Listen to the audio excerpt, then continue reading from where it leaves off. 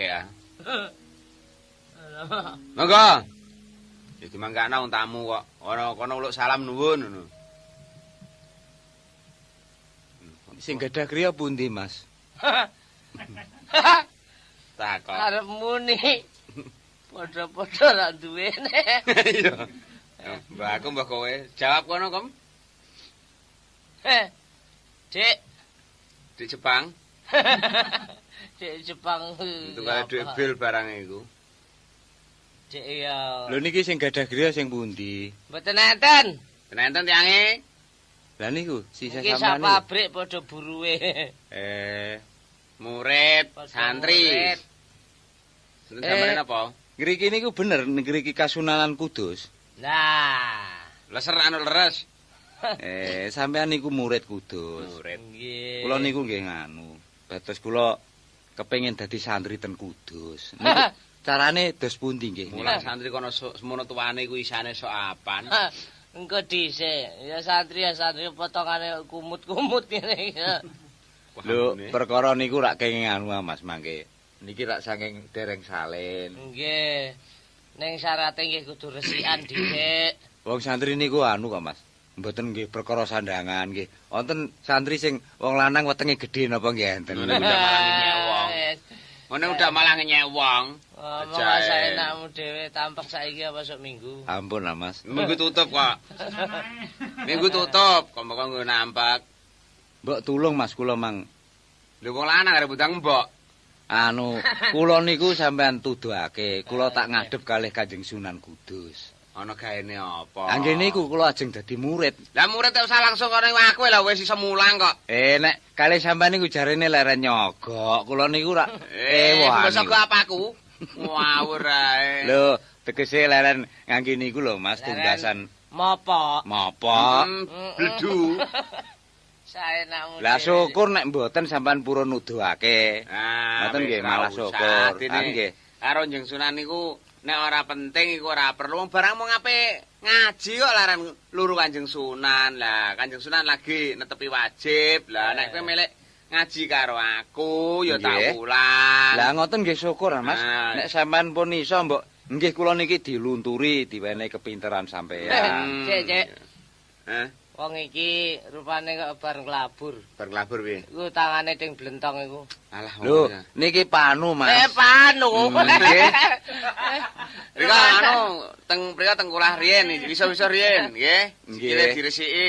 Iki mak metu bancik di sandal mboten? Mboten ya Mas. Wis ora sandal metu bancik kono, nek wis bar wiso lagi tak ulang. Lah benggange kok ombu-ombu ngoten bancike lek keplekang kula Mas. Alah. Mbok niki tulung kula sampean gendong nek bar wiji. Udah elecek kok malah kurang ajar.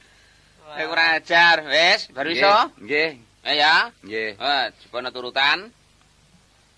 Wis. Nggih. Adepna ya, tirakna aku ya. Nggih. A'udzu billahi minasyaitonir rajim. Rajim. A'udzu billahi minas minas syaitonir rajim. Bismillahirrahmanirrahim. Alah, Rahmanirrahim. Alhamdulillahi Rabbil alamin. Kesel warai kowe aku. Halah apa? Genti kowe ah. Kowe kok.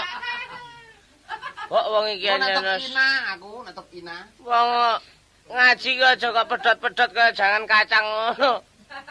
Bok. Lho niki tasih wonten sambungane niki. Jek dawa ben iki aku kesel are. Nggih upami mboko sithik kula nggih seneng watone mangke kula apalake nek wonten sambungane nggih ampun dipedhot-pedhot ah Mas mboten. Ngene dhisik ora kesusu marai ya. Sing cekak-cekak ngoten mawon riyen ah Mas wong anyaran niku. Ora kesusu marai. Ina karo tabak. Sebab sing marai kuwi wis ana dhewe penjane Kanjeng Sunan aku karo kowe ra mung anu ngandan-ngandani. Nggih. Ngono. Lah nggih. Pokoke niku wonten pitulungan sampeyan supaya kula niku iso dadi murid ten mriki. Lho rak malah ngenteng-entengi sampeyan ah Mas. Upamane nyapu. Ya wonten sing ewangi. Lah nggih. ngiseni kula ya Ana sing ngewangi. Ning ana sing tak susahi. Napa niku? Nek pas nggo ngintip kowe ya melu ngentekno ngelongi tadahku kowe. Wah, nek niku perkara gampang niku Mas. Upami sampean tesih kurang, nggih mang tekke. Diseni sumur iku lho, Kom. Sumur diseni. Wong sumur kok diseni. Lah kebak kapan niku? Lah iya iku wong aku karo kecik iki nek dibandingno karo kowe ya padha dene oleh ngenjut gebleke dadi aku ya ora. Nek sampean pun dangu teng riye, Mas? Aku ya lagek wae. Kira Upama sekolah ngoten pun kelas pinten sampean niku? lagi aku ya durung suwe, lagi 5 tahun. Tapi ora muda-muda. Kok mboten diunggah-unggahake nggih? Durung kekel to. Wah, omonganmu saenakmu Lho, dhewe. tegese anu ngoten niku lho. Ya durung mundak pengalamane, Nggih. pangertene durung mundak. Wis, ayo tak sowanake karo Kanjeng Sunan ayo. Nggih. Nggih, nanging rak kula mesti angsal nggih senajan sandangan ngeten nika. Oh, engko mesti diparingi pangerten apa wae. Nggih. Sing pokoke nek pancen kowe duweni karep iki mesti ya diparengake ngono. Lan Mas nek sampean gadah lungsur-lungsuran sarung-sarung Wah, malah kecekel Suwe kok ngene. iki kula do suwek kabeh niki. Suwe ora wis anggepen iku jendela wis. Suwanake yo. Nggih, monggo. Ayo tak sowan kono. Watuke jempet. Malah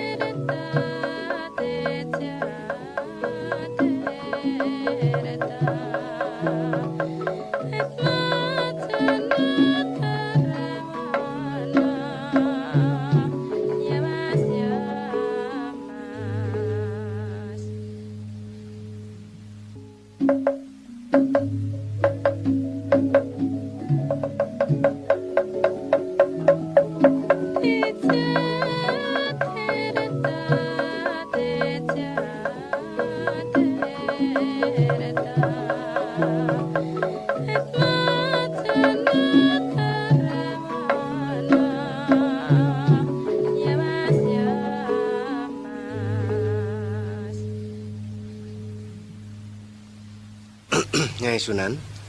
Kula Njeng Sunan. Bocah-bocah kok padha sepi menyang ndi?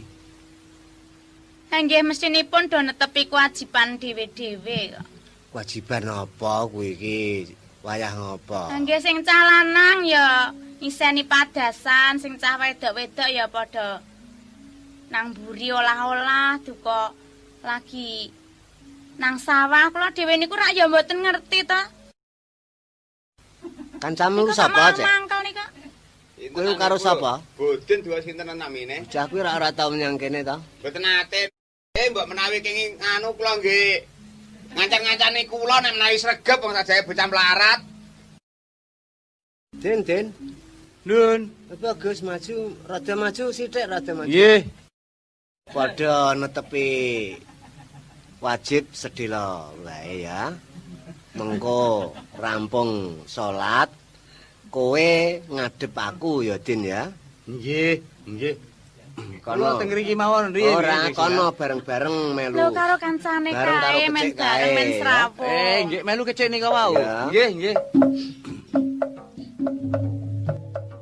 Allahu Akbar, asyhadu an la ilaha illallah, asyhadu anna Muhammadar Rasulullah, hayya 'alas shalah, hayya 'alal falah, qad qamatis shalah, Allahu Akbar, la ilaha illallah.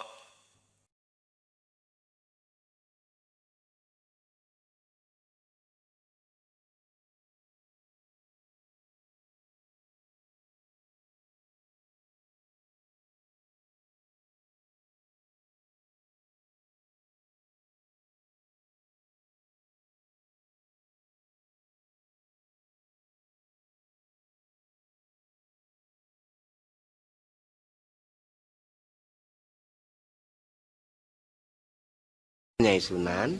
Kula Kanjeng Sunan. Ya senajan kowe Nyai Sunan. Okeh diokeh ning dina iki kowe kudu cecaketan karo aku perlu ning ngrungokake nggonku. Rembukan karo si bocah anyar iki. Sapa Saridin? Nggih, kula Saridin. Mbok menawa ana apa-apane mengko kowe gampang ngerteni ya. Oh, ngaten Kanjeng Sunan. Asline kowe bocah ngendi, Din? Kula saking Pati Kanjeng Sunan. Saka Pati. Nggih, Pati. Miyono. Wah, isih ngidul. Ngidul. Apa wis cedhak karo Kayen? Nggih, caket. Isih Caket. ngidul apa kepiring lore? Leripun kayen. Oh, sak lore. Ya. Wah, lah kowe nunggang apa rene? Inggih mlampah. Mlaku. Nggih. Panase kaya ngene iki mau. Ah, bobotipun tiyang boten gadah kepengin gadahi kepinteran Kanjeng Sunan. Rene wartos saking Pati menika peguron ageng wonten ing Kasunanan Kudus ngriki. Mila senajan kados menapa lan wonten ingkang mejang pancen golek ngelmu menika abot sanggane. Dados ngaten menika nggih kula anggap limprah Kanjeng Sunan. Ning ngono kuwi bener apa luput saka rumangsamu? Leres Kanjeng Sunan. Ya. Gambaranipun ora ana wong sugih menika mboten rekaos nyambut damel. Lah, kepinteran nggih mekaten. Panebosipun nggih kanthi kados kula ngaten menika Kanjeng Sunan. Oh, dungokno Nyai Sunan. Inggih Kanjeng Sunan. Rak durung nate to. Murid-murid sing wis kelakon iki mau ana pitakon njur dhewekne bisa nerangake kaya ngono. Anane mung teka mrene padha nyambut gawe, soroh gawe. Ning iki ora, aku malah seneng kaya ngene iki. Lah menawi ngaten calone Saridin ki murid sing apik dhewe nggih. Mestine kaya ngono nanging bab ala lan apik kuwi mau gumantung mengko kedadiane ngono. Sing perlu kabeh mau aja ninggal marang kawaspadan. Inggih Kanjeng Sunan. Kowe menyang kono wis tau ngaji? Dereng, Durung. dereng. Apa kono ya ora ana papan panggonan kanggo salat upamane langgar. Nggih wonten Kanjeng Sunan. Nanging kowe durung tau. Dereng. Teng ngrika menika nek dereng saged boten nangsal niku Kanjeng Sunan. Nek dereng saged boten nangsal. Nek durung bisa ora entuk menyang kono. Nggih. Sing mesti ora kaya ngono, senajan durung bisa. Ning sing wis bisa kuwi mau ajak-ajak nuntuni supaya wong kuwi mau gelem dijak bebarengan eling marang pangerane ya eling marang Allah Subhanahu wa taala. Lah kaya mangkono mau ora kena nek wis ngondo sedina rong dina terus dimbarake ora kena, kudu taberi. Inggih. Aja gampang banjur mogok, tegese yen ora mangkat ya wis telaten saka sethithik mengko yen wis weruh ngrasakake pigunane gelem laku dhewe. Inggih Kanjeng Sunan. Ki ngene Din. Nek wong sing kulina menyang langgar lan nindaki salat sembahyang ngono kuwi jenenge wong apa? Tiang Islam Kanjeng Sunan. Wah, bagus. Cek, Pun warai ndek wau. oh wis kok warai. Iya. Barang iku jenenge wong Islam. Iya. Nek ngono rada eling karo sesembahane. Nah, ngono. Ya Allah Subhanahu wa taala. Ayo, sing perlu iku nek kowe ngerti ku aja nyenggol-nyenggol liyan, aja sok ya kuwi gawe larane ngatine liyan. Din, Kula Kanjeng Sunan. coba aku tak takon. Sediamu mrene kuwi mau arep sinau apa arep golek pegawean? Inggih Kanjeng Sunan, sowan kula ngriki menika kepengin pados kepinteran Kanjeng Sunan. Dados mboten pados pedamelan tegesipun berah, mangke kasilipun kula beta wangsul mboten. Kula namung kepengin ngenger wonten ing Kasunanan Kudus dados murid. Kasil kula menika senajan ngrembiyek neng boten ketingal dipun tingali dening sanes, tegesipun kula kasil kepinteran Kanjeng Oh, Sunan. kaya ngono. Abot enteng wis kaemot ana ing sakjroning atine. Inggih Kanjeng Sunan. Lah yen kowe kuwi mau sumadyamu mung golek kapinteran tegese ora bakal golek undhaking bondo. Yen wis pinter, Menawi sampun pinter, kepinteran menika mangke badhe kula weradenaken rening dusun kula menika kathah tiyang ingkang saged mungel Islam, nanging dereng ngertos terjangipun Islam sami kalian kula lho Kanjeng Sunan. upamane piye kuwi? Upamanipun nggih kados kula menika wau dipun takeni Kanjeng Sunan, ngono iku wong apa, Den? Kula matur tiyang Islam. Nanging sedasipun kula menika dereng ngertos Islam menika menapa Kanjeng Sunan. Islam kuwi sejatine ngene.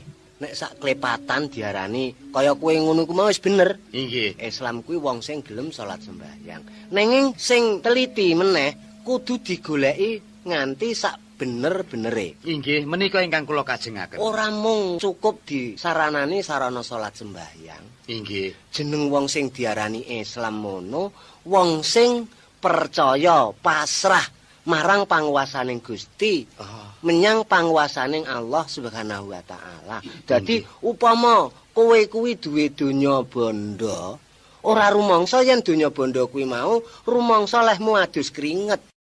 Dadi keduwean mau saka nugrahaning Gusti kang diparingake marang kowe. Lah kowe mung sadrema ngiktiari.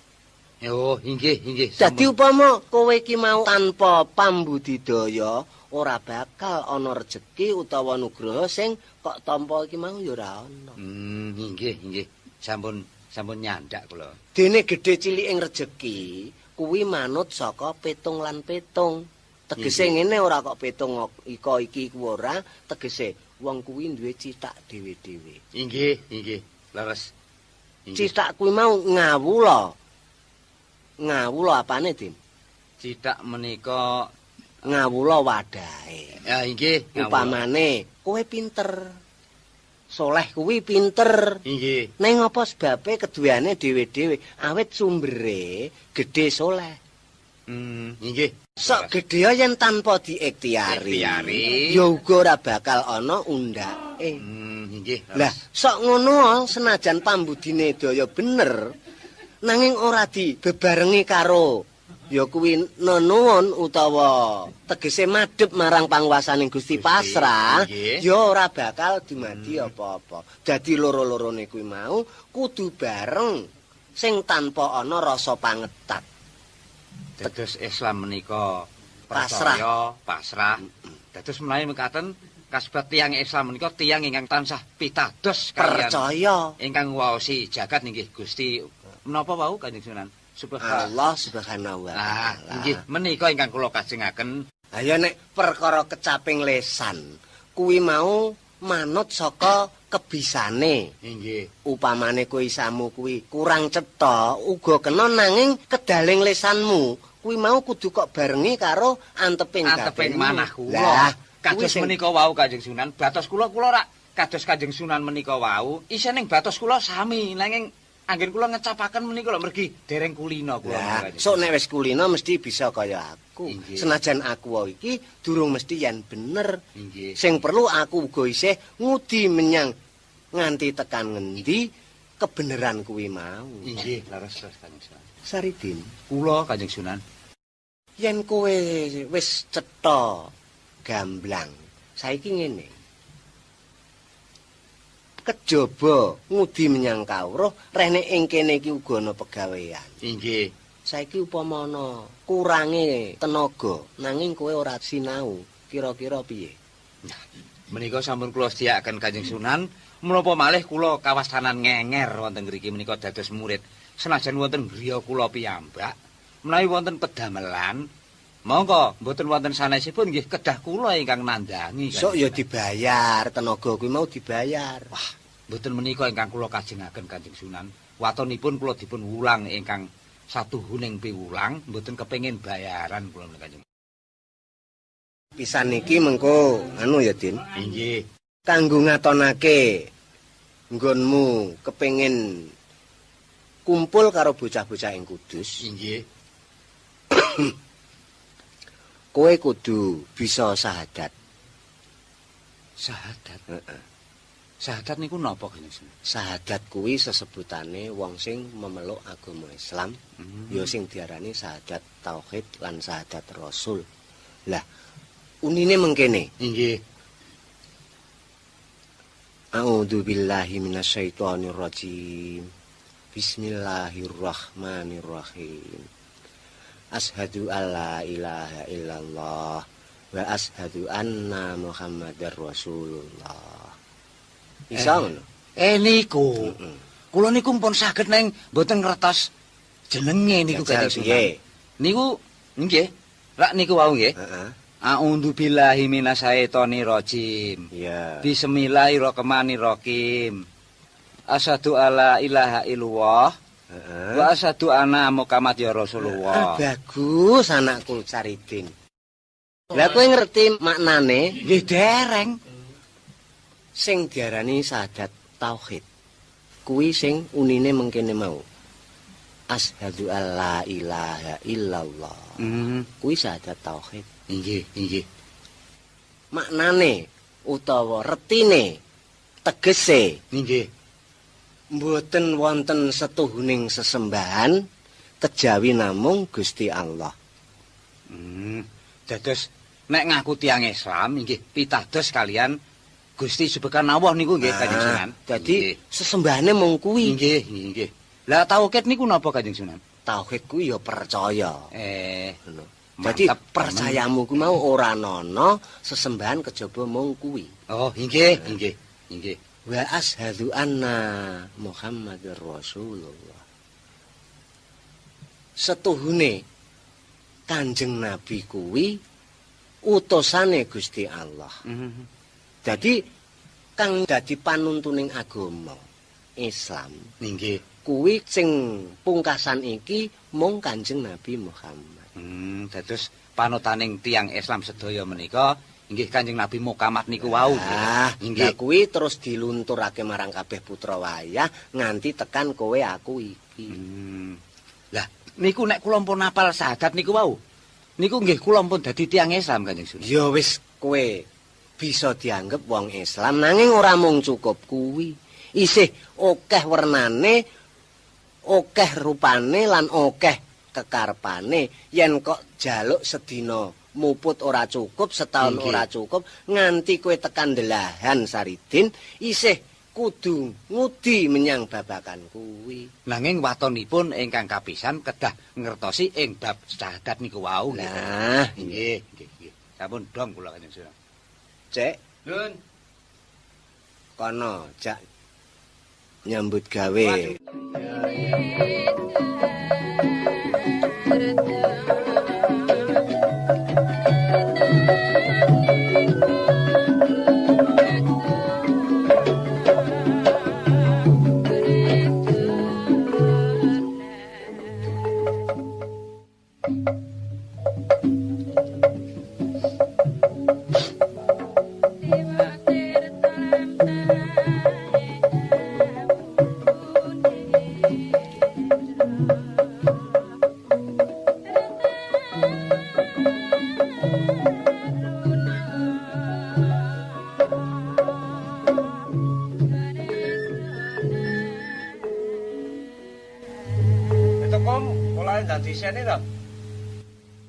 Iya Saridin malah lengar-lengar cepet ngrewangi. Lah kok ngrewangi ki ndi wong wadahe kok nggo kabeh ngono. Terus aku nganggo wadah apa jajal? Ya golek liyane to. Plentinge pira, embere pira, wis wong pira. Lah aku iki terus nganggo apa? Nek iko ember sing amoh iko. Wah, iya banget ya, Kom. Kowe iki sing murid lawas kok. Ya ngalah ora kowe ngono. Kowe kok malah tutur iki ta kowe canyan malah tutur. Lho, Aku karo Marco. ora ngono to, Mas. Lah terus nganggo apa aku iki? Wong lakane iko ana keranjang ora kenom iki. Endi? Kae kono. Kae Masjid Kudus kene ta? Iya keranjang. Ya wis nek ngono. Ya Ya sarep kok kapakno. Ayo tak nggone ngangsu ngono. Keranjang motero semono gedene mbok asu iki. Lah iya. Wong Simping piye kuwi? Lho, butuhmu rak banyu to, Mas? Alah butuh banyu ki carane kowe ngerti ora to ngangsungi sene kolah iki? Ngerti. Banyu saka jero sumur.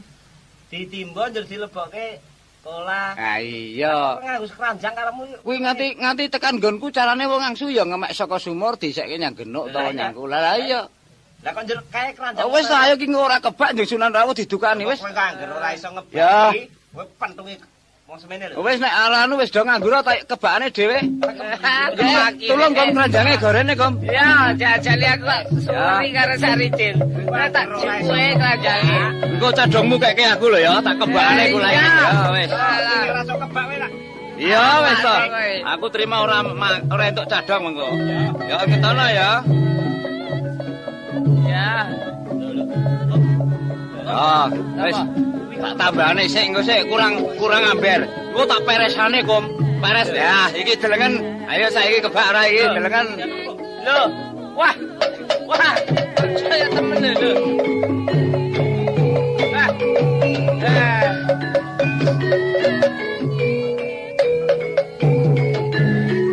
Malah sajek jumlek lagi iki aku. Ngono iku waduh. Piye? Kebak tenan kolah semono. Cadongmu kabeh engko kena aku. Keranjange Kowe ora madang. nggo wadah banyu. Kuwi wong apa demit ya? Iya. Aku krungu lho, Mas. Ayo. Ngomong apa? Kok ngarani demit barang apa demit iso ngangsu kok. Ayo pokoknya kebak cadongmu kok kena aku. Aja ngono, Dik. Iki engko anggere tiba giliran eneng ndoke ya bejaku. Nek wong tahu, sak umit nek ya bejaku. Ayo. Aku kok gumun karo kowe iki lho, Din. Sing kok gumune ganti. Ya iku wong kowe iki mau tak lulu langsung nganggo keranjang iku adahe Ayo. tanggo. Kowe iki murid kudus wis suwe.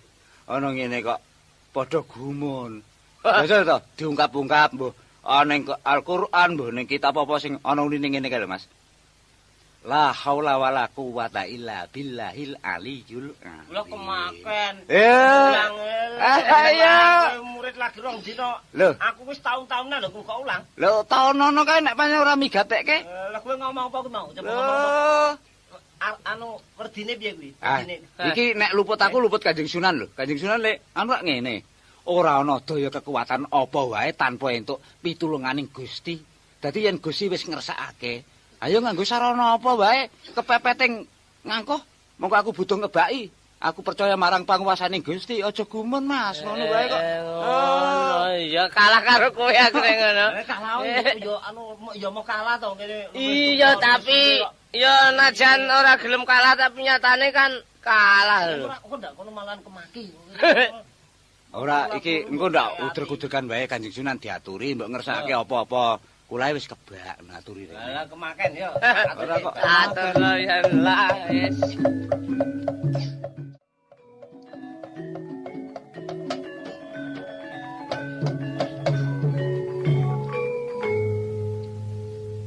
Kanjeng Sunan, Ana apa?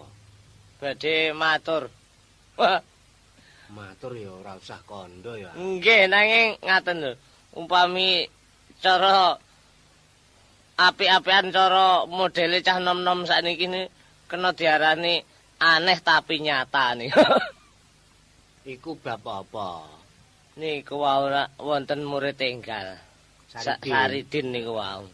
Sareng sami badhe ngiseni kulah, Saridin mboten uman ember, mboten uman timba. Ngoten niku ajeng njaluk ember kula mboten angsal. Kula lulu kula kan ngangge keranjang. Lho ngoten nggih ngangge keranjang estu.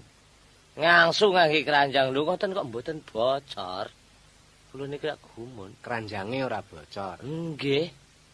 Ngoten banyune nggih saged bok niki kolae niku nggih pun bok niku nganti kliru kolak. Mula ngene. Ucapan Jawa kaya ana janma tan kena kinira. Nggih. Ya nek ora ana barang kang mokal kalamun Gusti wis nemtokake. Oh. Tunggale ngono kae. Nggih, nggih. Nanging kuwi sejatine kowe sing isih padha ora kepanduman pikir. Dadi kowe kuwi kaya-kaya ora kumanan utawa ora kepanduman pangerten. Mulane Saridin kuwi dodol pangerten menyang kene. Ngaten nggih. Mula sing padha waspada dhisik kae Nyai Sunan ya tak kandhani. Sing perlu iki aja ninggal marang kawaspadan. Mung wae aku ora wani cetha sebab kuwi mono ya bocah reti. Ngerti? Oh, nggih. Tak nyang kene to, Mau. Nggih. Lho, lah kae. Nggih niku. Kon ndi, Den? Lur, Kon ndi, Den? ngaso Kanjeng Sunan. Ngaso. Nggih. Keringetan niku ngangsu. Markum napa niku terus mbubake kula. Dumeh kowe murid anyar urung ngetokake gawemu nyilih wadah mawon mboten dijili.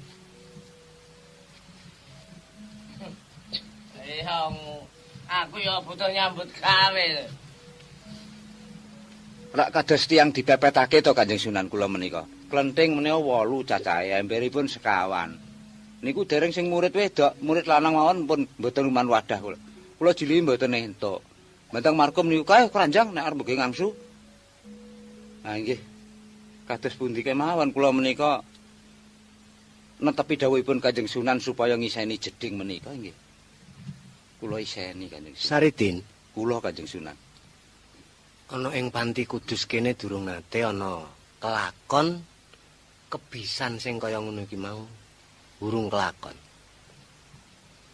Dadi kulah kuwi mau kok iseni banyu nanging ngamekmu banyu sarana keranjang. Inggih. Kuwi ya mawa maksud lan kuwi uga kalebu wulang reh. Ruhane Ra Saridin. Senajan kulah kuwi mau katon kebak, kuwi wong kang kurang bisa nliti marang kedadian mau. Sejatine kotong kok.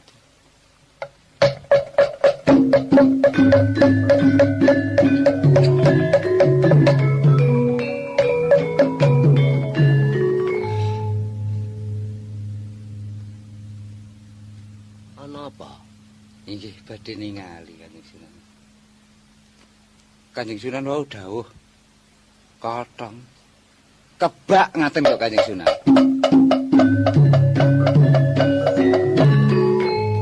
Ya kebak. Den. Biyen ora kanthi landom. Nanging saiki kowe nyang kene iso adol dom. Mongko kene iki ya nggone wong duwe dom.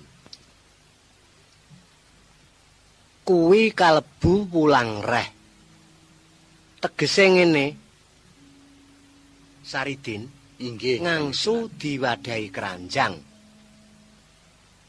Umum yen ana wong ngasu diadahi keranjang, kuwi jare wong kang duwe kuwegikan, tegese duwe kasekten.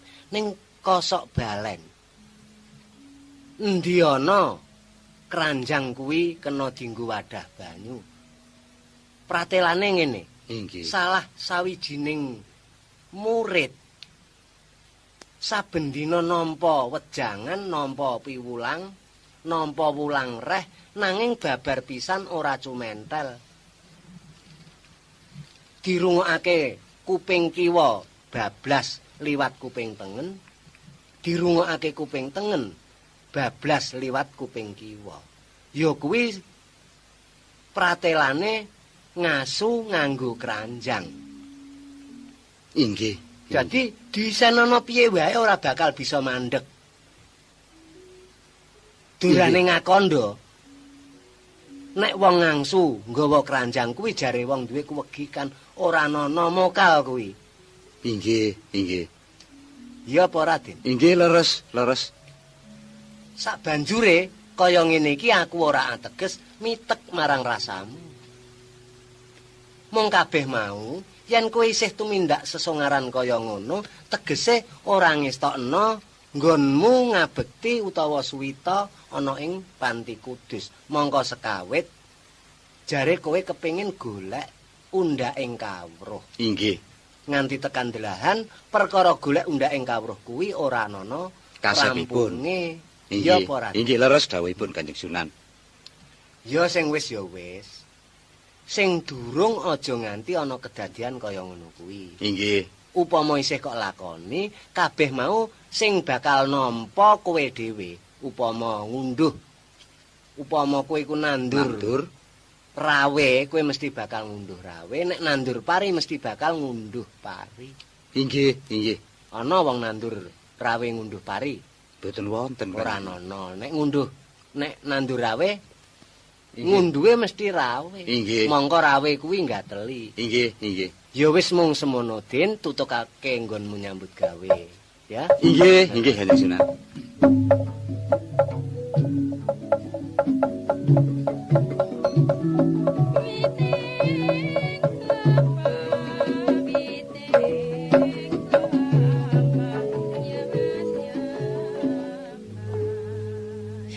Nek tak rasake panjen kabeh dawuh Kanjeng Sunan Kudus ki bener utawa trep karo dawuh guru sejati ya Syekh Malaya. Ora kena nindakake sesongaran. Ora ketang mung kuwi cacakane mung sak kecelapan. Ananging sapa wonge to? Nek wadah semono wis padha digagahi, banjur aku kudu melu ngiseni kulah kuwi. Nek aku ora ngetokake kebisanku, endi nggone bisa kebak kulah kuwi parandene Kanjeng Sunan sajake duka nang wong-wong ngerti, alus dukane. Nang wis cukup wareg, cukup nyocok rasaning batinku. Nang aku pokoke butuh ngumpulake ngelmu-ngelmu ya uga cocok karo dawuhe Kanjeng Sunan Kudus. Keranjang ki ora kena ge wadah banyu mesti kecer. Lah kecer lan kecer aku ya wani nemtokno ning aku ora wani jawab. Mesti isih ana gubratane tegese teles sing aneng keranjang. Lah petungku sing teles kuwi ya sing ngelmu becik kena kanggo sanguning ing bebrayan nganti tekan delahan sing aku ora seneng ya kono kecer-kecer. Nang sing wigati aku mung kepengin nguras kawruhe Kanjeng Sunan Kudus mengko bakal tak ayak sing apik tak nggo sing elek lan meden-medeni tegese sarwa mrindingake mongko ora ana buktine aku moh ngenggo. Aku wis ora oleh ngangsu saiki. Terus kudu nyambut gawe apa iki? Iki nang isor padasan iki banyune kok rada megung iki. Tak tawune mbok menawa entuk iwak timbang mangan ya. Tahu ora genep siji. Iku kena tak ngimbuh lawuh. Tak nawu ning kene aku mbok menawa entuk iwak.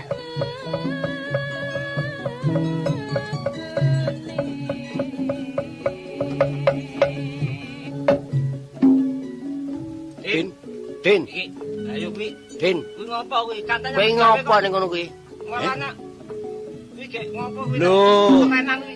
Mulakno to. Ngopo? Aja padha anu sok seneng nglumpuk nek nuju Kanjeng Sunan rawuh. Iki nyambut gawe ya.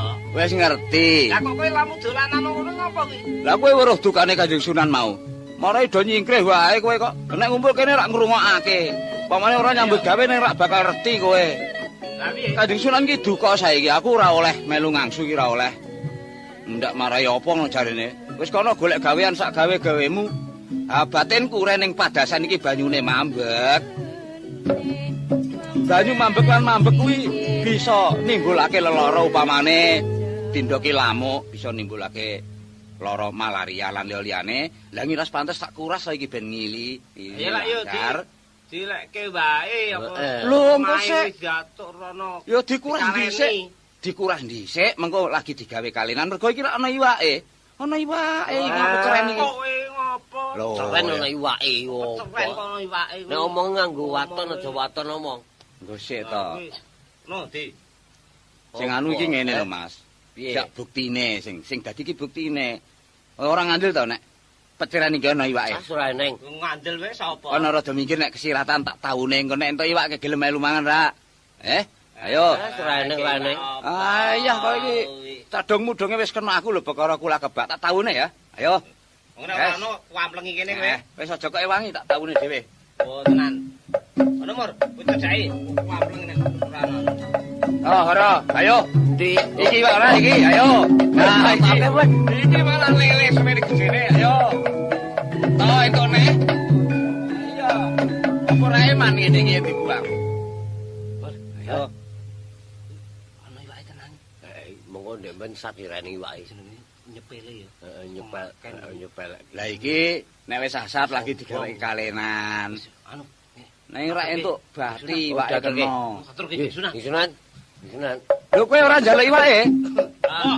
Tak bakare dhewe mengko.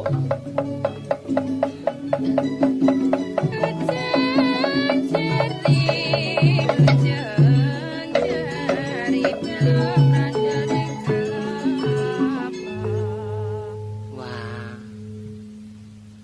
padha karo ngopyok aku yen kaya ngene iki.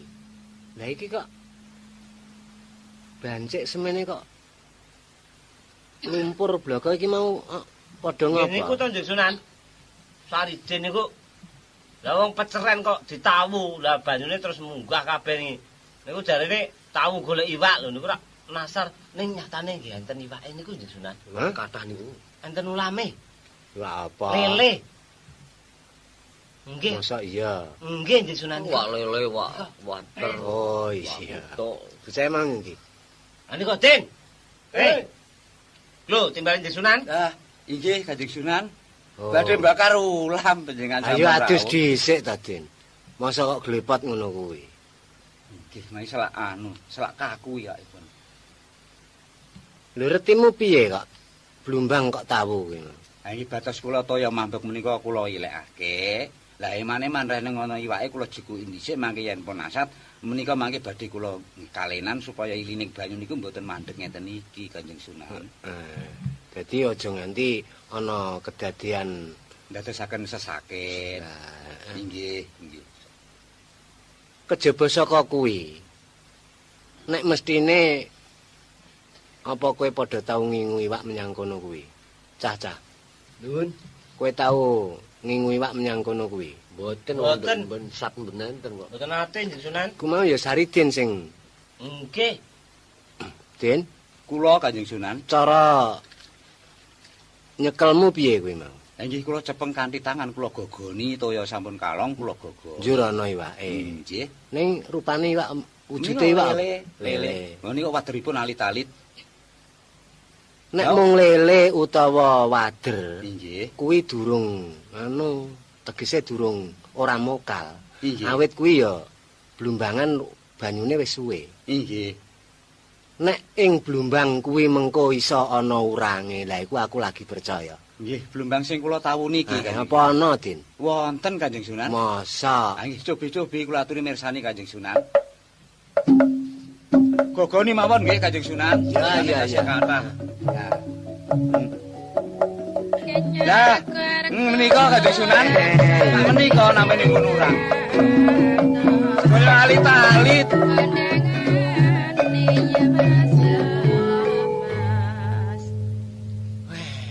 Iya.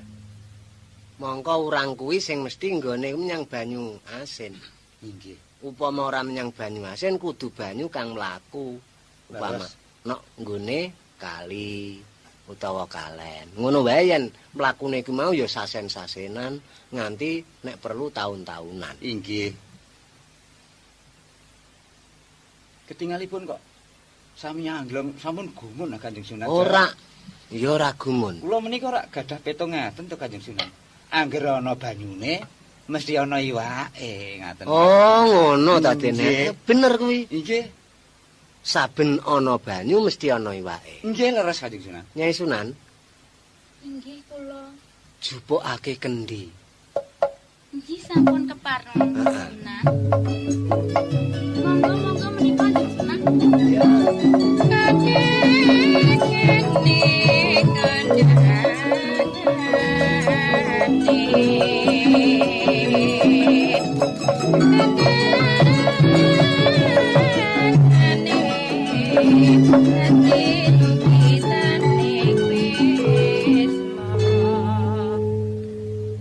Din, Kula Kanjeng Sunan iki weruhanmu sing tak cekeli iki apa, Din? kendi Iki ana apane, Din? wonten banyune. Delengen ya. Inggih. Iki kendi lho, Din, ya. Nggih. Iki apa, Din? Toya Kanjeng Sunan. Apa ana iwake, Din? Wonten Kanjeng Sunan.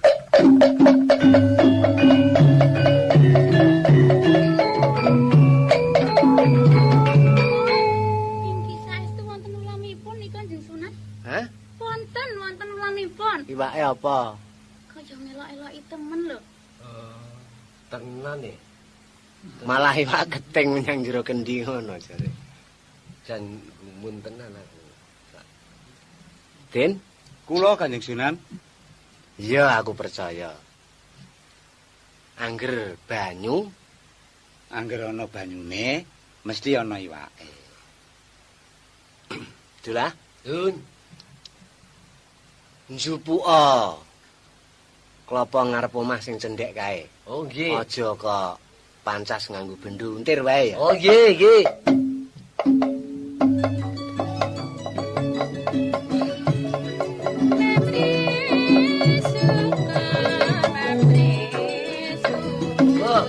Oh, ikan bawa. Parah sisisan mboten? Ora susah ya kowe Dia kudu nggawa bendo. Nggih. Din, Kula Kanjeng Sunan. iki apa, Din? Klopo. Klapa. Nggih. Sing menyang jaba iki apane? Sepet. Sawise sepet, Ingkang limrah nggih bathok Kanjeng Sunan. sak jeroning bathok. Kelapanipun Klapa. Sak jeroning klapa, toya. banyu. Nggih. Apa ana iwake, Din? Wonten Kanjeng Sunan. Dulah. Dul.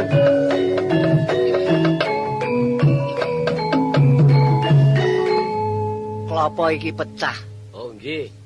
Yen ana iwake, Saridin nyata wong kang duwe keluwihan. Oh, Ndesri. Wah, iya.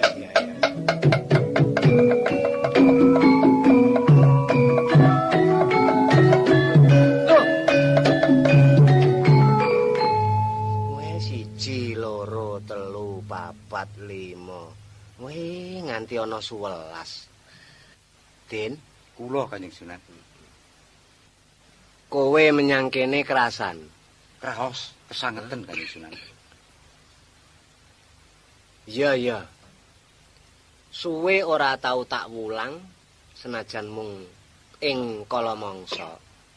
Malah watara 3 sasi iki rumangsa ora nate nampa wulangan. Inggih. Nanging kepinteranmu malah saya katon mancorong.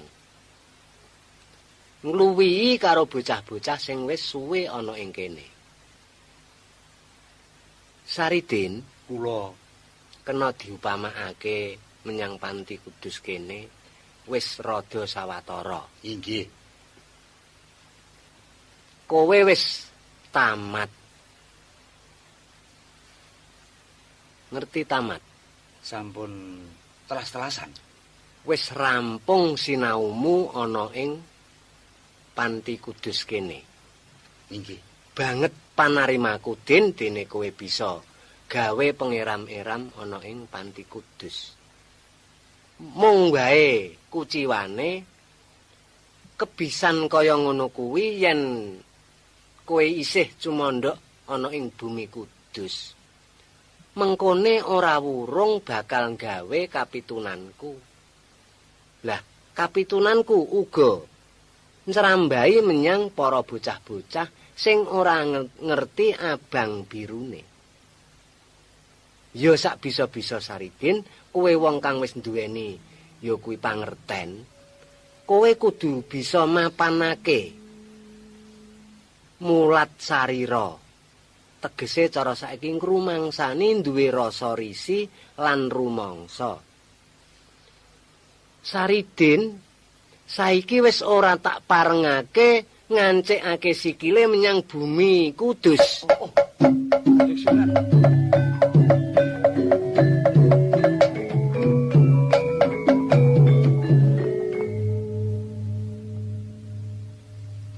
Kok getun kowe, Din? Lajeng kedah kados kedah wonten pundi kula Kanjeng Sunan? Kowe kudu metu saka wewengkon Kudus.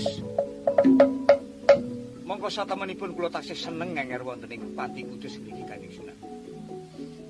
Perkara seneng lan seneng Saridin, aku percaya ning kasenengan mau ora bisa tinebus marang kebisan sing kaya ngono kuwi mau. Luput sangka panjangkaning atiku. Inggih. Dikados menapa rening boten damel gurna penggalipun Kanjeng Sunan. Senajan kula tumindak kados pundi kemawon ing pangangkah badhe ngetingalaken pawejanganipun Kanjeng Sunan dumadakan malah boten nuju prana. Inggih Kanjeng Sunan. Watonipun kula boten ngancik bumi Kudus inggih Kanjeng Sunan. Iya. Inggih, nyuwun pangestu Kanjeng Sunan.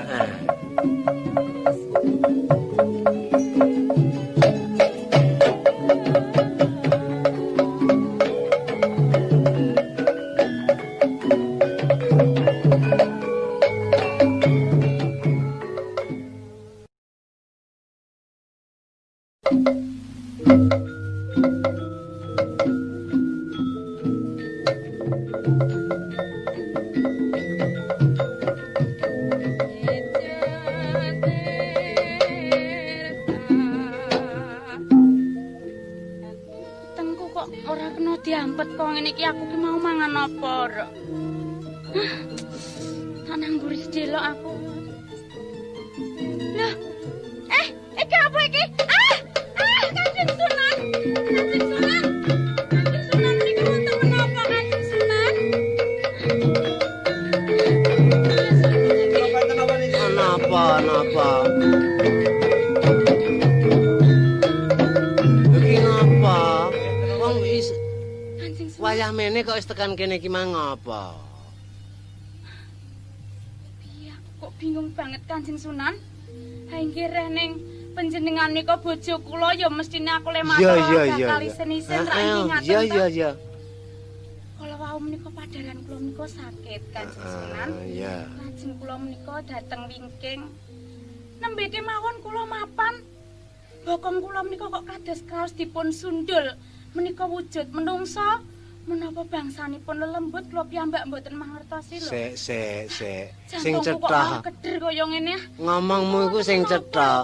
Kowe iku mau ndodok menyang endi? Dateng Jumbleng. Menyang kono. Inggih. Njut. Ana apa? Lajeng bokong kula menika kraos kados dipun sundul ngaten lho.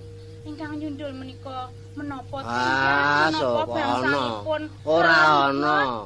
Wong menyang kono iki ra Ya ana. mbok menawi wonten kok Kanjeng Sunan. Ana ing kala mangsane lawang WC kuwi bolongane kuwi sok disaba coro. Aya mboten menawi cara ngaten kula ra inggih saged ngraosaken Kanjeng Sunan. Menawi namung cara menika ra alit mestinipun kula saged ngraosaken wong rasane mak srendul kae kok panjenengan nika lho. Mbok tilik ana kono mbok.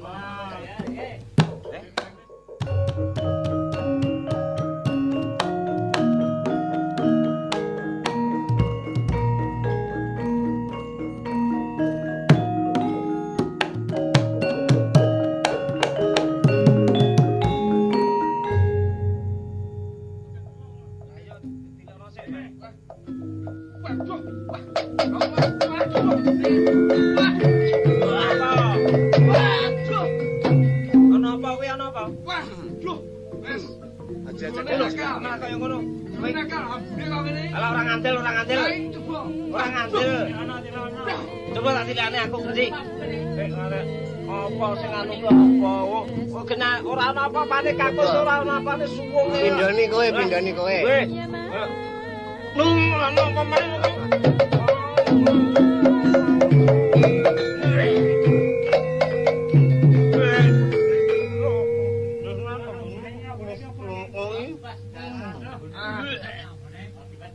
Sik kono, adoh kono.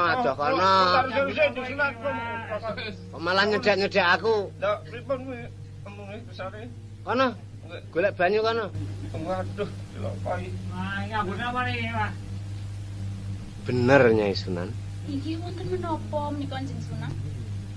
Ki menawa wae ya ana sing barang aneh. Ha, kanggo mbuktekake iki Dulah Surasa Rahmat Nggih. Cawis linggis pacul ya. Nggih. Bungkar. Iki dibungkar. Ayo Man, bongkar Man. Loh, ya Sunan. Ya Sunan. Woi.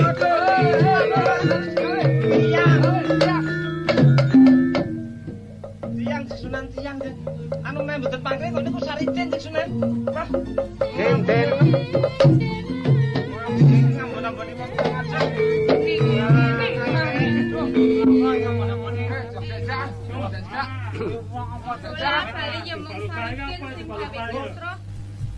Ora kowe tak sirati kabeh do ganggu gawe jare. Den, Den, mikir Den. kowe eling dawuhku. Emut Kanjeng Sunan, Piye? mboten angsal ngancik bumi Kudus. Saridin, Kula Kanjeng Sunan. kowe ora kepareng ngancikake sikilmu ana ing bumi Kudus, tegese kowe kudu minggat. Ora kepareng ngancik bumi Kudus mawon pangajap kula menika taksih seneng wonten ing Lah tlatah. kuwi apa ora menyang bumi Kudus? Mboten. Kula Kula ora menyang bumi Kudus iku retine piye? kula mboten ancik-ancik lemah Kudus Lah niku. kowe ancik-ancik apa? Niku wau. Ancik-ancik tape Anjek-anjek ninja kuwi. Nggih, nggih. Iya ya. Kados tape kuning-kuning. Ngambun-ngambun iki kan ora dadak. Kula gadah barang katut kalian murid ngriki duka sinten Kanjeng Sunan? Sing katut Barang apa? Sing ngriki sepisanan sinten wau?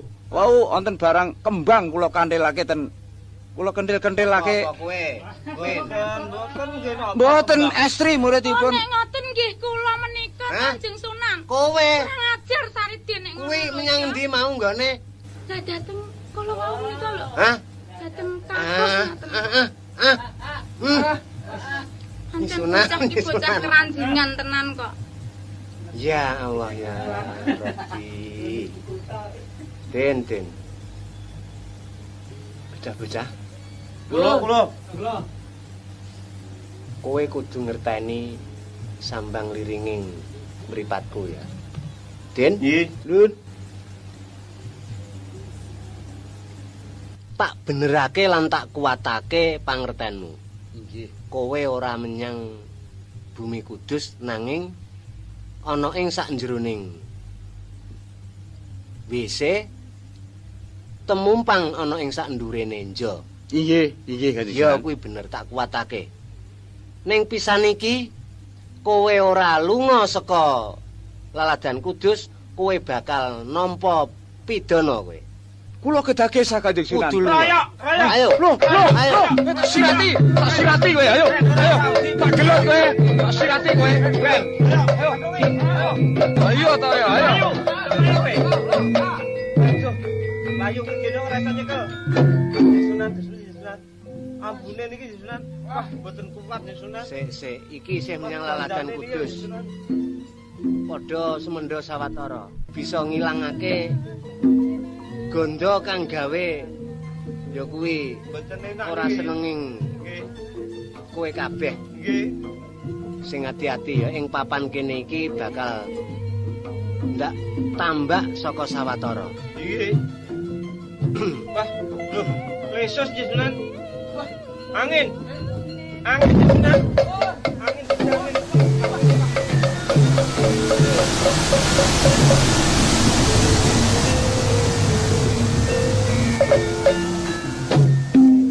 Nik, wis ora ono gandane wis ilang ya. Wis ora ana gandane.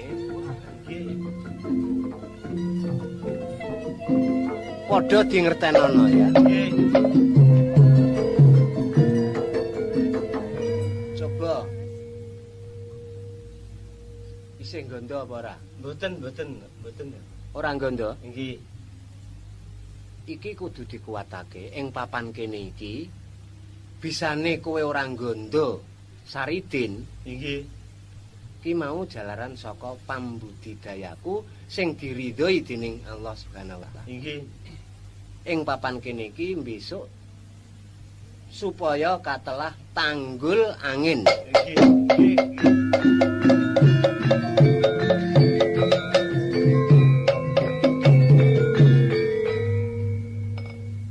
Bocah-bocah Ulun. saka sawetara sing gedhe-gedhe ya, sing rada pinter-pinter ngamat-amati lakune Saridin, yen bali kowe kudu aja padha tumindak dhewe-dhewe kandha karo aku. Nggih. Dene Saridin yen wis nerusake lakune, kowe ndang gelis bali netepono kewajibanmu dhewe-dhewe amrih rancaking pegawean. Nggih, Ustaz. Ayo.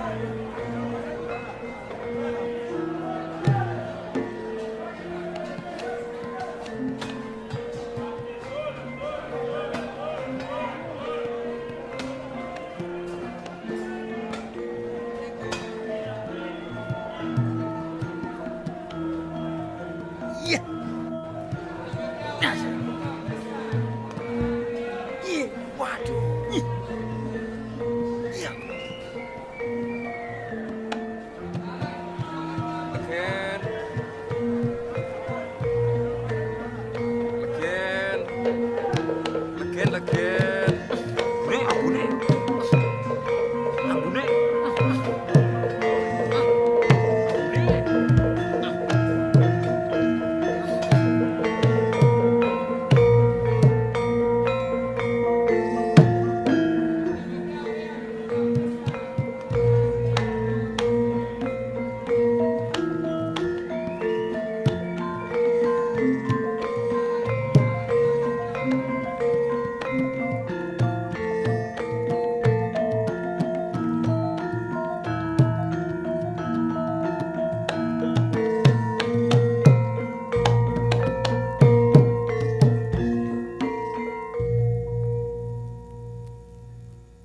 Wah, ora karu-karuan kabeh. Nganti aku ndelik ana ing jroning omah cilik. Sing wis tak sarati aku moh mancik lemah. Kudus tegese aku ancik-ancik sak nduring tenjo. Isih konangan karo Kanjeng Sunan Kudus. Kabar saiki omah cilik wis dibongkar. Kudu menyang endi aku iki? Olehku nyelametake awakku. Wayahe ramene pasar, aku ndelik ana ing sak jroning pasar. Wong sak pasar malah padha buyar. Padha buyar kagawa jarene ana sing alok padha ora betah gandaku. Wah malah mesake wong sing dagangane padha ditinggal mlayu mau. Mbok menawa bisa dadi pengeling-eling. Kono kae bisa tak jenengake pasar buyaran kono kae.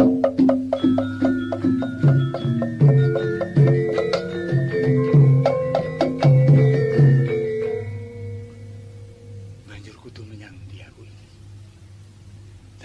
Nek Saridin. Saridin. Oh, guru sejati. Guru sejati. Kanjeng Sunan.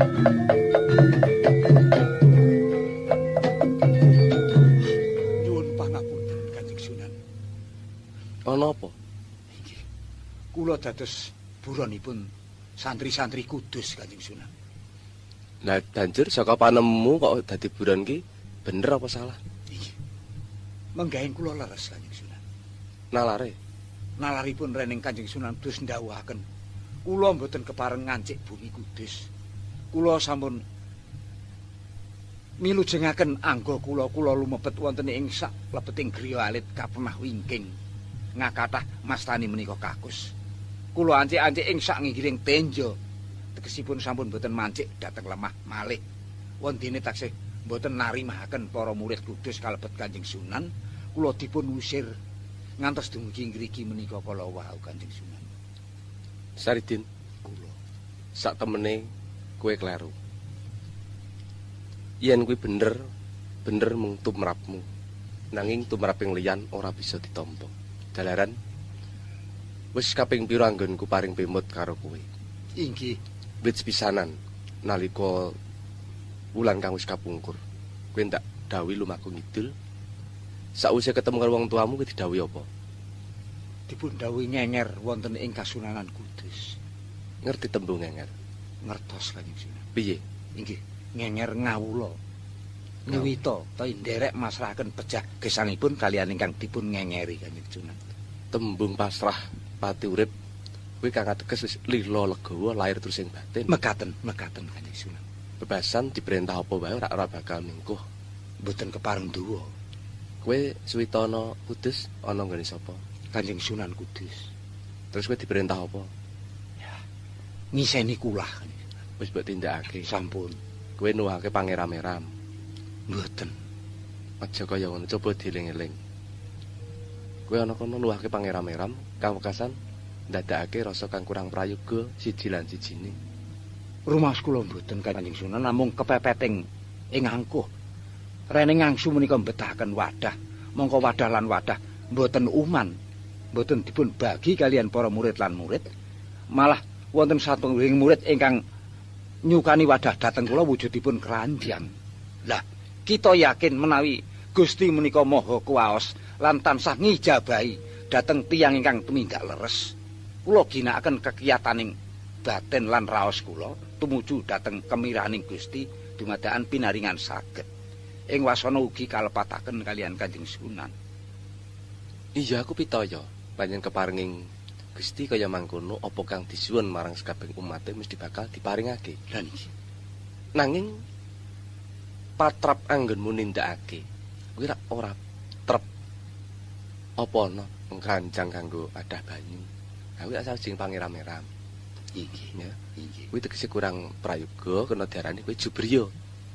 Inggih, inggih. Bali meneh tembung semua sesongaran. Kang nalika semono aku semawantu-wantu. Paring dawuh, paring pepeling. Inggih. Lamun kowe pinter, aja katon pinter.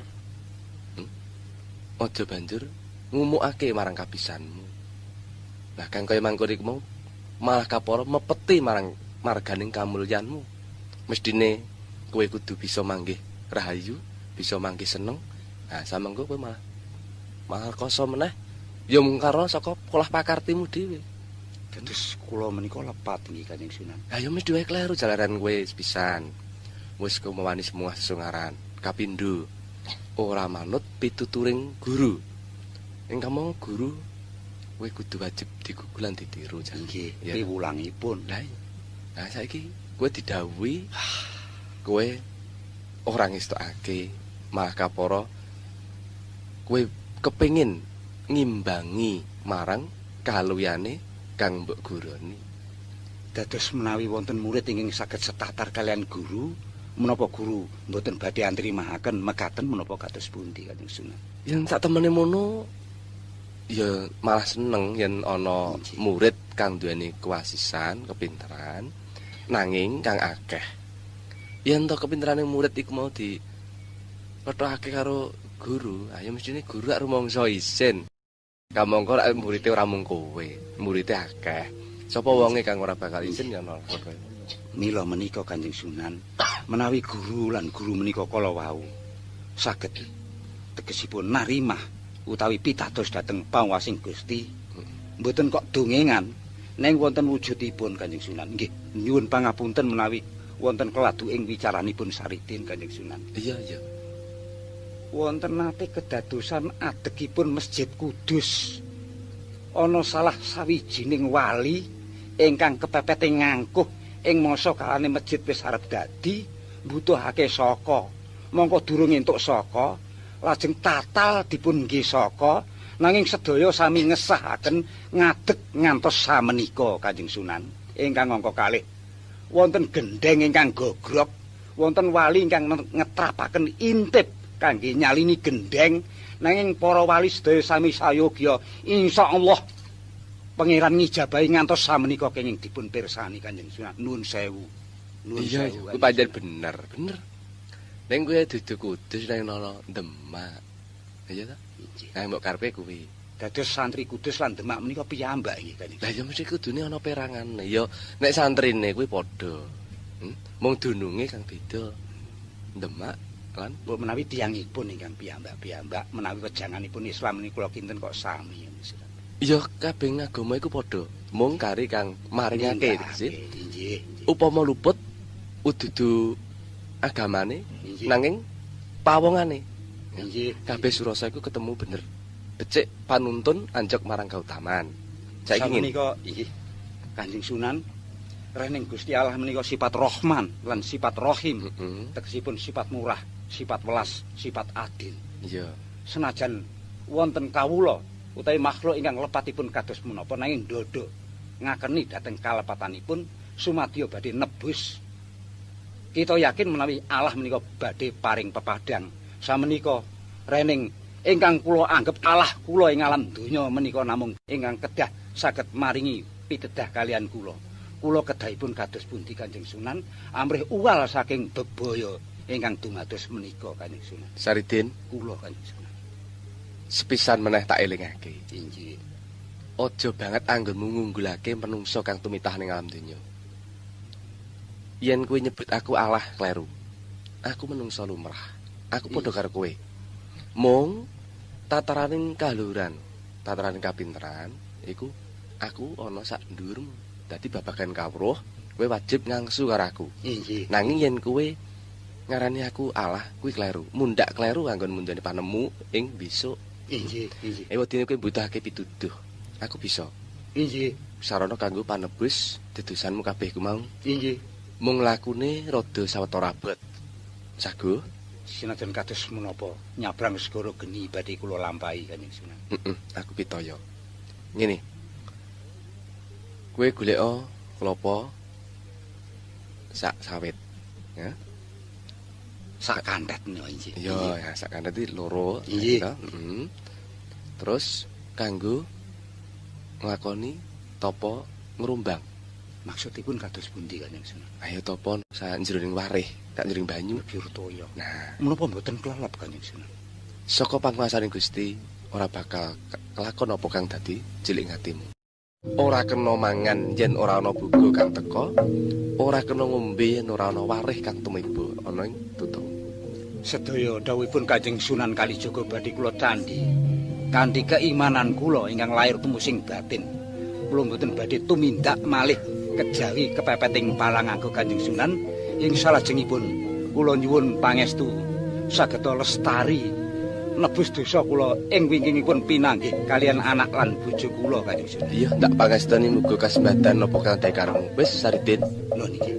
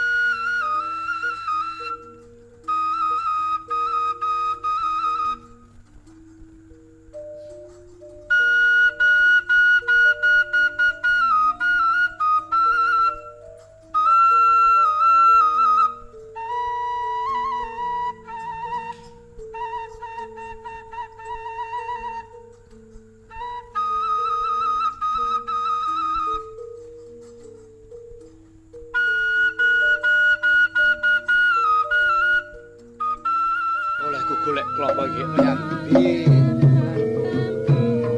Panase ngene. Monggo yen ora nganggo klopo ya ora entuk ngebyur lan rombang. Ana wong ketanci-kenali mlaku kawetan kae mikul apa kae. Dodol ora payu-payu. Kok kadingaren temen ora kaya dina iki aku dodol. Adate ya ora kaya ngene sebelku. Mongko ya wis tak sudo lek nggawa legen. Padatan aku 8 bumbung entek iki aku menggawa 6 kok. Utuh ora ono sing ngambus bebasane. Gek piye iki aku mengko nek nganti bali ora nggawa dhuwit. Apa ya engko bojoku ya ming arep tak pakani legen. Ning nek aku ora bali wiwit esuk nganti tekan sore kaya ngene arep tak dol karo sapa ana bengi ora kelakon ana wong gumbi legen. Lagi awan glintang panas sing emplak-emplak kaya ngene wae ora ana wong tuku. Iki jebulane wong dodol iki. Anu Pak, Kula. Loh. Terus pundi? sampean iki mikul napa to jane kok ketoke kok Angger wong nggawa bumbung kaya ngeten iki nggih. Dodol legen kok ngono kok ya ditakoni lho kok an. dodol legen niku kok ten pasang mriku teng mriki ra eneng wong kok dodol. Ayo kula niku sider tekan ngendi-endi nganti meh surup kaya keten. Ajeng ngersake ngunjuk napa, Mas? Ah mbok nggih. Nah, nggih ngoten kok. Niki enggak. Pundi Enggak. Wah, bumbune kok cilik-cilik men ngeten ta. Ah, mon kebaki mawon ampun wedi-wedi, mon. Enggak. Ah.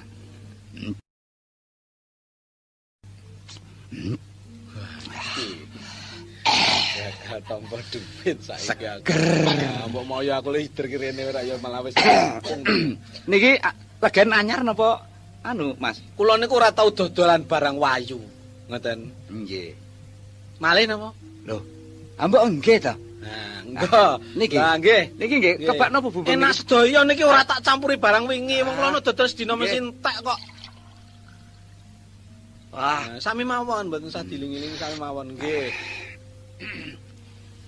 Wah, seger banget gen sampean iki gen dasare gen anyar. Nggih. Yah, telas. Lho, kok gelis banget. Wah, kula morong banget ya kula niki. Atus pundi malih napa? Loh, napa tasih ta? Atus e. Ah nggih, Apa nggih. kaya oleh ngunjuk meng digelegek sepisan ngono enggak? Kok kaya ngelak banget kok. Bumbunge yang dawa mung wadah isine mung anu jenggolane. Nggih. Wah, Ya. yeah. Wong dasare pancen ya barang panganan enak ngomong omben-omben legen ora sembarang legen kok niku kula ya malih. Nggih. Aku kriyen tak jupake bumbung sing sijine. Enggak niki wis entek. Loh, Enggak. niku kanton niku ta? Nggih. Waduh. Lha iki wong iki lapor apa menungso iki ngombe kok kaya ngono. Nggih. Pripun malih? Lho, jare pun entek. Ah niki isih sithik kula tinteng ki nek anu. Nggih pun ora ketang go bali nggih. Nggih ora ketang sithik pun pundi ngriki. Wah. Kula glogoke ten bumbunge mawon. Ya. Wah, seger banget. Ngeten iki aren sampean dhewe napa oleh kula ta Mas ngeten iki? Leh kula nandur mboten areng kula dhewe. Nggih, nggih. Leh kula nandur. Bener. Nang ten karas sampean. Nggih, teng pekarangan kula. Tegese mboten kula. Ning pancen nggih kula niku wadol legen niku turun wong tua kula mbiyen ya dodol kaya ngeten iki. Ngeten. Nggih, kok ora tuntok sing turun Matur nuwun kula nggih, Mas. Nggih. Ampuna kula kepethuk sampeyan, kula bakal wudu bali ora nggawa dhuwit.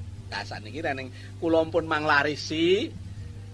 Ah, kula tak terus bali ya wong mesti bojo kula yo ngarep-arep sedina mumput kula dodol ora. Nggih. Kayak iki kula kepethuk wong tetuku. Lah niku nggih ngeten nggih Mas nggih sami mawon niku. Sakderenge sampean bali wong dibeciki wong niku apik apa alane apa to? Sing ora ketang piye-piye aku kudune nggih matur nuwun. Nggih, mulane niku kula niku wis tak dhisik-dhisik kula matur nuwun kali sampeyan. Lah, nggih. Apa mboten manglarisi kula niku rak ya malah saya rekoso to. Nggih, nggih. Pun pundi sakniki? Kosok baline kula niku nggih ngorong kula ten dalan niku. Buk, kados pundi? Upama aja kepethuk sampean. Ngoten nggih sida kaliren bab ngombe kula niku kula namung Matur nuwun. Nggih, padha bejane. Ah nggih tegese sampean Nggih, ya bejo ora kabutan. Nggih. Aku ya bejo ora sida ngara. Pun artane. Lho. Duit napa? 18 anu niki 18 mangkok. Lho. Duit napa niku? Are masane duit napa? Iya duit. Gobang kok njur duit napa? Lho. Lah kok duit Sampeyan niku ora ngombe legen kula. Nggih. Mongko kula niki wong dodol mang Nggih. tukoni. Awake nek pun mangombe legene nggih duwite njur mang bayarke. Lho kok aneh sampean niku. Kok aneh? Kok kula niku wong dodol mang tukoni. Cobi monggo niki digambarake upami kula niku dodol teng mriki. Sampean wong liwat ajeng tuku cobi. Pripun carane wong tuku niku? Ah sampean wae ora grenengan. Kula liwat teng ngarep sampean. Nggih. Ketoke sampean wong sayah mongko ngelak lesu. Nggih. Tak tawani aja ngunjuk legen apa Mas? Nggih. Sampean nggih. Ah nggih. Ah nggih lampun ta niku. Mak ngombe mak glegek. Glegek. Sampean kula takoni, tanduk napa Mas? Nggih. Sampean nggih. Ah nggih. Kula takoni malih, tanduk napa Mas? Sampean nggih. Nggih. Kula dhewe nganti ngungun, sampean niku boyo apa wong? Ngombe kok tanpa nganggo diglegek, malah kepara malah gelase arep dikatutke. Nganti tekan pungkasan tak tintingke bumbunge nganti tuntas Mangkocaki. sampean isih muni nggih. Niku ngeten lho Mas. Nek sampean ngrumangsani ya kudune bayar. Niku barese kula niku ora ndek dhuwit. Lang kula niku mangkeki. Dadi niku lho ten jero bumbung niku mawon. Niku bayar kula. Teng jero bumbung. Teng jero bumbung. Ana tutuke sirah sampean niku. Pun to mang buka Oh, bumbung malah niku dadi mang kepethuk tingali. wong edan to awakku. Wong nek ge apes. Oh, ki njur piye aku.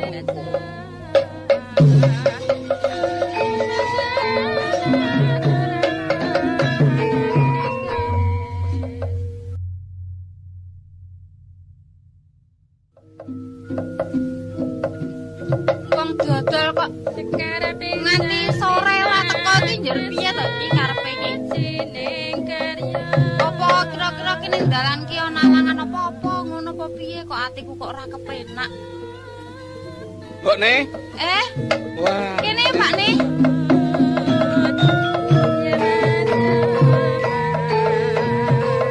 Kene nyok wedangit. Ora ngombe. Kok ora ngombe piye wong diladeni bojo kok. Ora ngombah, ora ngombe. Lah butuh mangan apa piye? Wong wedok ora tau duwe prihatin babar pisan, anane mung nutuh karo wong lanang. Saben-saben ora tau ngerti wong lanang direwangi kaya ngono kaya ngene wis tanpa ngerti, nang omah tanpa duwe prihatin. Aku kok ora prihatin ki piye to? Kowe ki omong apa? Wong angger kowe mulai dodol duit iki sing nggawa aku. Duit ki apa-apa kudune aku. Terus saiki upamane kebutuhan apa-apa kuwi ya aku. Apa rumah sama aku ki kurang dadi wong wadon ngono ki piye? Ning nek dina iki beda karo dina liya-liyane. Dina iki beda liyane kuwi ya malah kowe kuwi sing malah jarak. Wong biasane yen awan ki wis teko nganti Mas Surup burung teko ngono. Ya wong anu kok ya wong dodol ki ya kudu bisane bali ki nek dagangane wis entek. Lah nek ngono nganti dina utuh ki entek. Coba entuke pira kene. Entuke ki lho pira? Ah, Kene gorene. Ya wong sedina iki aku ora lu dodol mubeng Lah wae. iya aku ya wis ngerti ya wis dina Entek ya wis sore iki ya omah Sore iki wae mau. meh kecut kok legene Ah nganti. iya aja terus muni-muni dhisik. Kene lho, kok nang meja kene duwite Aku kuwi tak hitunge. bumbunge tak anu wis engko digojak-gojaki. Ayo sesuk dienggo mangkat dodol Lah meneh. iya engko tak gojakane ngucaki bumbung ki keri wae. Perlu duwite kuwi tak hitunge dhisik. Ya aku tak anu to tak ngaso sik to. Ora ngaso ya ngaso kono wae karo ngomongan ora iso apa piye? Kowe iki ngopo tangane kok ngadung? Duwite gorene, Duit apa? duwite dodol. Duit le dodol kepiye? Lho iki nyambut gawe dodol to? Ha iya. Lah iya, ta wong wis entek dagangane tak duwite ana. Oh alah mbokmu. Rek aku ki malah aku wis arep pasang ulat dhisik. Kowe ki arep tak nesoni. Jebul malah kowe mabrak karo aku. Ning pancen tenimune ayo aku sing kleru. Kowe tak kandhani ya. Tatanen pikirmu. Aku tak omong lehmu nampa kuwi gamblang, ngono. Aku ki mangkat dodol ki ya wis rasane ora kepenak kesandung-sandung metu saka lawang wae aku ki mau kesandung. Nantilah lah nang kono ki kok kaya kepethuk kucing do kerah mau. Alamate ki wis ora enak wae. Ning lek ora tak bacutke lakuku njur kepiye wong aku ki nyaturi pe dodol. Lah wong perkara arep budal dodol kucing kerawe kok ndak dienggo alamat to. Ha iya kuwi dumadakan lek ku dodol sedina ya kaya wong kudung popok wewe sing ngambus we ora ana. Iki saya omong apa meneh wong bumbung. Lho dhisik to aku tak ndonga. Nganti jam 4 sore ora ana wong tuku. Ngono. Terus piye? Dumadakan aku liwat ning pinggir lurung kono kuwi ana wong tengok-tengok katone sayah banget. Wong iki katone lesu. Cahayane payus pucet. Nah iki batinku tak tawani legen ajeng ngunjuk napa Mas nggih. Lah marem aku. Diombe glegek ketake kok kaya isih ngorong. Tak tawani meneh, tanduk napa Mas aku ngono. Hae, nggih, tak ilingke meneh saka bumbung kutub. Dombe ora nganggo diglogok tuwungke wae, tak tawani meneh, tanduk napa Mas? Nggih, nggih. Nganti mangambal-ambal tak tawantani iso to ndak tanduk nem bumbung kuwi entek. Bungah banget aku, mesine aku iso bali nggawa dhuwit ta Kang. Ya akeh mestine wong tek kok. Tekan gone bareng tak jaluki duwite, duwit bayarane, wonge malah cecengengesan. Malah aku piye to Pakne? Aku diluputke kok. Lho kok diluputke iki piye wong iki? Jarene sing salah ki aku apa tumon kaya ngono. Ah wong dheweke iki ora tak tawani. Ajeng ngunjuk napa Mas nggih. Bareng tak jaluki duwite kok lho meni. Kula nerak mboten tuku to, Pak. Kula rak mang tawani, apa kira wong edan kaya ngono kuwi jajal. Dadi nem bumbung entek gusis kuwi sak ndil wae aku ora tampa dhuwit. Wis to, wis. Aku saiki wis percaya. Wis kowe iki mesti duwe simpenan. Wong alasan tuku wong edan apa? Wis aku yen ngene iki pegaten wis mati ya aku yen. Wis mbokne. Wis mbok entek. Ambok ya sambar gelap to nek aku ki duwe. Wis kowe sumpah aku ya ora ngandel. Sisian lah mbok. Penting mbok sinau sing percaya karo wong lanang. Ora ngandel. Kowe iki pokoke arep neko-neko bakul legen wae arep duwe simpenan. Mbokne tangga apa ra iki ana apa? Oh, alah sampe kok ora ngrasake. Mbuh engko tak kapakke. Mbok ya aja iso menyat saka kene nek aku ki duwe wong wedok liya. Ayo kita menyat kok kene malah mbuh tak dadi apa awakmu kok. Pokoke duwite go rene. Dongengku ki jara percaya to. Pokoke duwite gawa rene. Wong wedok kok ana sing kejeme kaya ngono. Wis to duwite go rene. Wis kowe melu apa? Aku ki ndek bojo uwang apa ndek bojo lampor to. Wis pokoke go rene. Glonya iki bumbuhe ku arep kok dilatih lho. Duwite merono iki. Iki. Pak. Sarine sedake lho, Pak.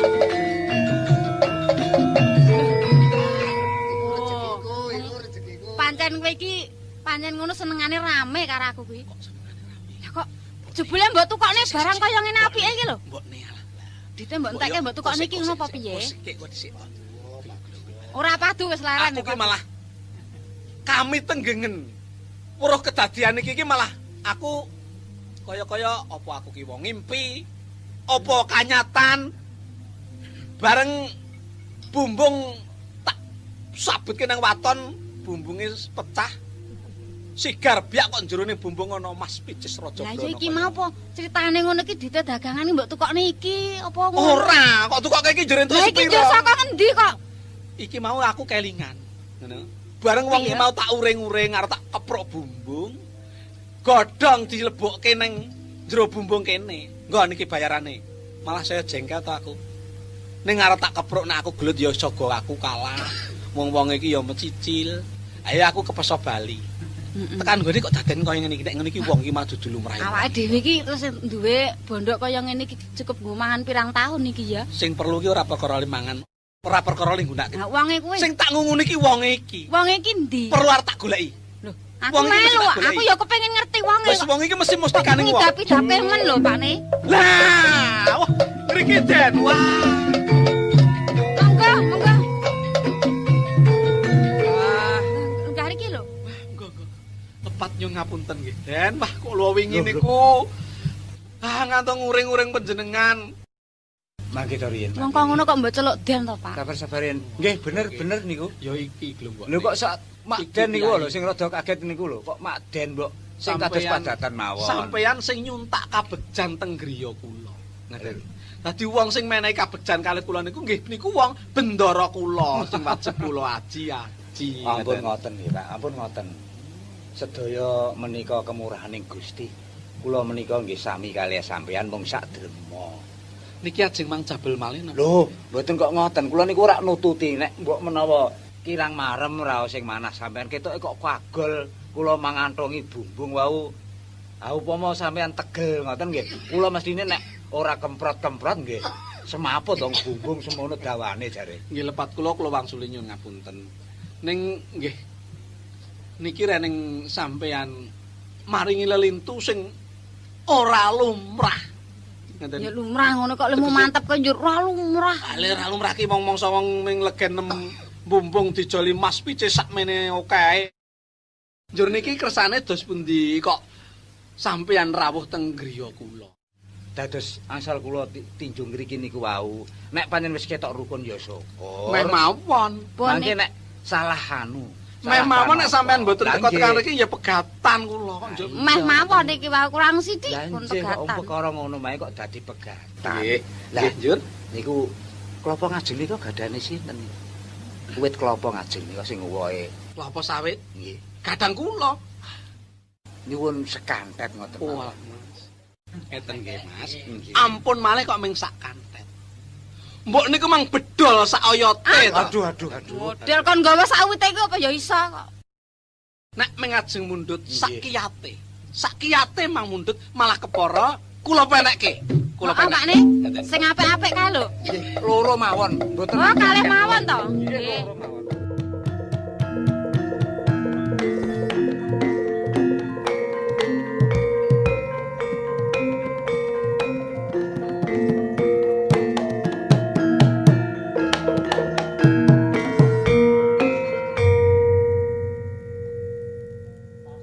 Oh, digandeng kae lho Pak ne. Ya. Ya, pun. Ditalekno talane sisan.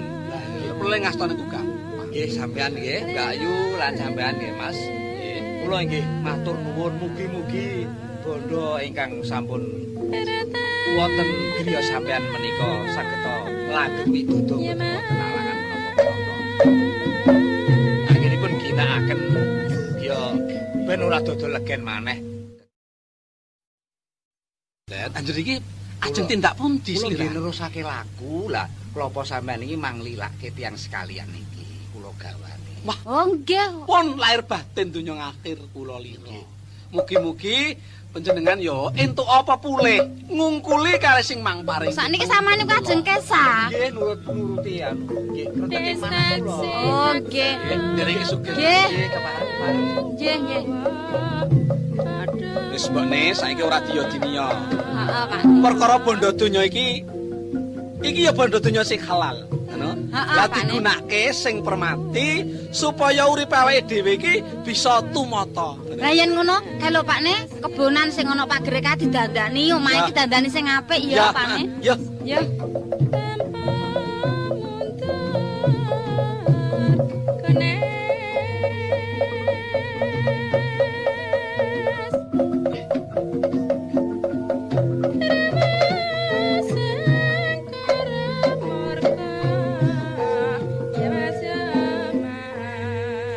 Pancen percaya.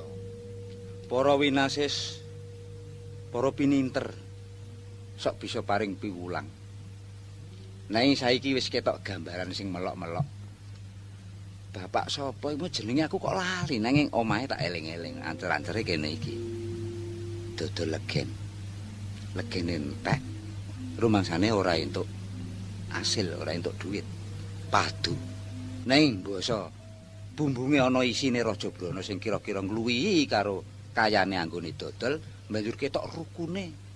Kaya dene nalika isih temantenan anyar. Dadi aku ya bisa nemtokno nek donya ngono dadi petung ing alam bebrayan iki. Ala umuri dunia lan sakabehing prakara donya. Wadini lan agama.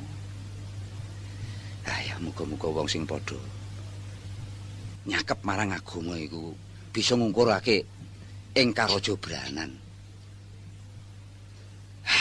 Upama ora ngono rak pegatan wong mau aku malah tambah dosa. Lah iki terus kudu menyang ndi nek aku wis entuk klapa iki? Mongko dawuhe aku kudu gebyur ana ing satengahing segara. Kanjeng Sunan Kali dawuh, watone aku sanggup kanthi tumemen lair lan batin ora ketang mung numpak klapa loro iki aku ora kerem. Sepisan.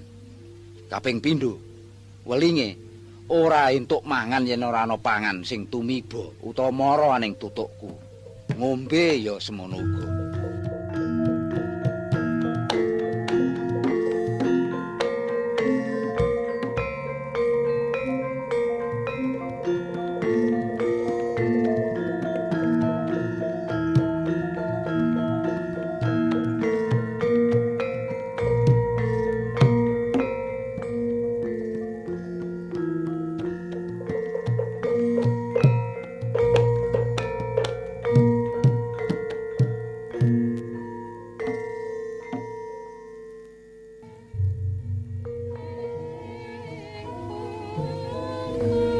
Segara iki jero apa ora?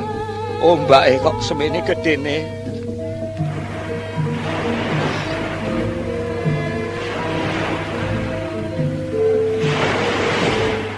Ya Allah, ya Rabbi, subhanallah.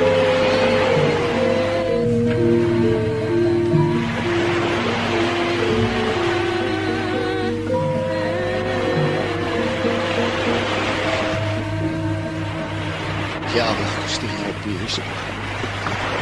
Mugi-mugi paring pitutur dhateng kula durjangku ingkang kedah nempuh kebentuning kula ayaning guru sewindulan itu. Klopo kowe tak jak sapati saure ana ing satengahing segara mengkono. Kowe ngantorane siji lan sijine. Kowe aja pisah. Dadi kowe klopo loro, aku siji. Telu-telune satu dua. Ilanging kowe klopo.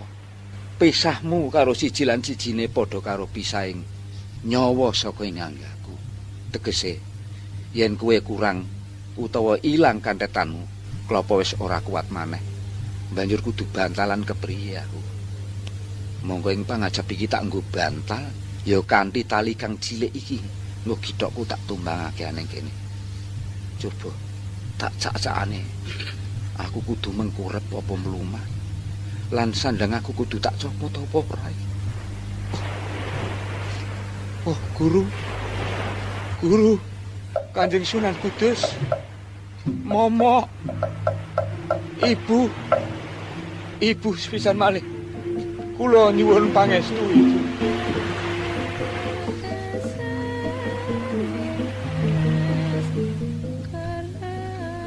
Aku tak njegur segara iki. Yas. Ya. Yas. Wah. Muga-muga aja nombak kang gedhe.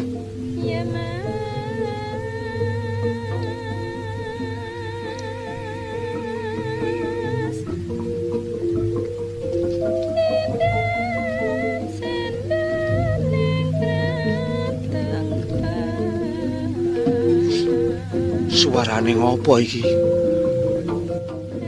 Yen tak rungokake kaya swara tandha-tandha rawuh guru sejati. Iki saya kandel rasaning batinku. Yen guru sejati tansah anjangkung marang kaslametanku ing sakjroning segara. Saridin, kowe tak jangkung. Kowe tak jangkung. Oh, Guru. Jangkung. Guru. Jangkung. Guru. Jangkung. Guru. Jangkung.